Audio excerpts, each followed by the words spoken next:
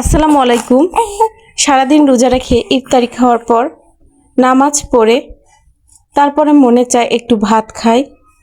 তো ভাতটা খাবো যে তা তো নিজেরই রান্না করে খেতে হবে। তো সেই সময় খুবই সহজে এই রেসিপিটা বানিয়ে নিতে পারেন। আর আমি এই রেসিপিটা বানিয়ে নিলাম, খেতে খুবই টেস্টি লাগলো ভাতের সাথে। গরম ভাত দিয়ে খুবই টেস্ট। তো প্রথমে আমি শুকনো মরিচ কয়েকটা ভেজে নিলাম। শুকনো মরিচের সাথে একটু সরিষার তেল নিয়ে ভাজলাম সামান্য একটু। আর মরিচটা উঠা নিয়ে ওই পাত্রে আমি দিলাম এই মাঝখান থেকে ফালি করা টমেটো আর একটু সামান্য সরিষার তেল। তো আর কাজ নেই, সঙ্গে সঙ্গে ঢেকে রাখবো আর কিছুক্ষণ বসে থাকলাম। এখন ঢাকনাটা উঠিয়ে উল্টে অপর পাশটাও ভেজে নেব। আর এক্ষেত্রে কোনো পানি ব্যবহার করব না। দেখুন টমেটো থেকে যথেষ্ট পানি বের হয়েছে। এখন আরও কিছুক্ষণ এই 2-3 মিনিটের মতো ঢেকে রাখবো, চুলার তাপটা একদম কমিয়ে। আর কিছুক্ষণ বসে থাকলাম। এখন দিব এইখানে পেঁয়াজ, একটি বড় সাইজের পেঁয়াজ কিউব করে কেটে নিছি। আর টমেটোটা এক্ষেত্রে হয়ে গেছে।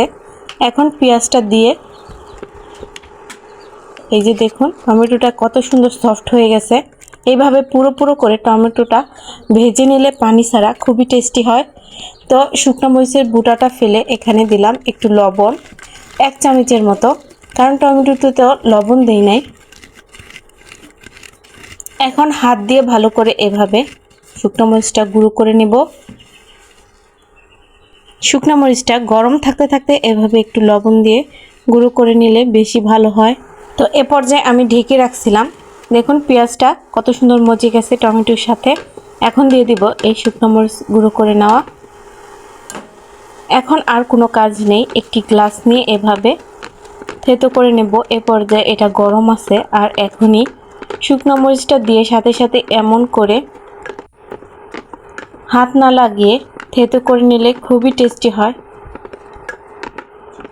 ভরা টমেটোর এই সিজনে এভাবে অবশ্যই একবার বানিয়ে খাবেন। একবার বানিয়ে খেলে মনে হবে রোজ বানাই, এতটাই সহজ।